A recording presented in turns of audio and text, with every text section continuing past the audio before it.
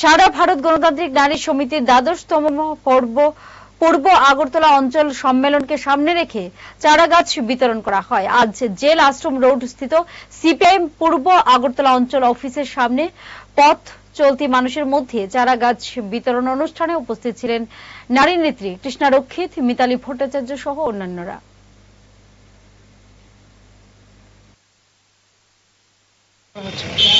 সারা ভারত গণতান্ত্রিক নারী সমিতি সর্বভারতীয় সম্মেলন আগামী জানুয়ারি মাসে অনুষ্ঠিত হবে।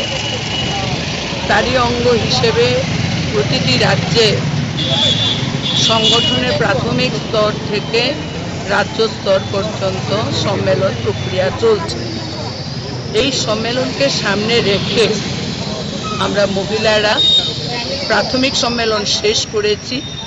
রাজ্যে 1468টা প্রাথমিক কমিটির সম্মেলন প্রায় শেষের পথে, এবং এই প্রক্রিয়ার পরই আমরা অঞ্চল সম্মেলন করেছি।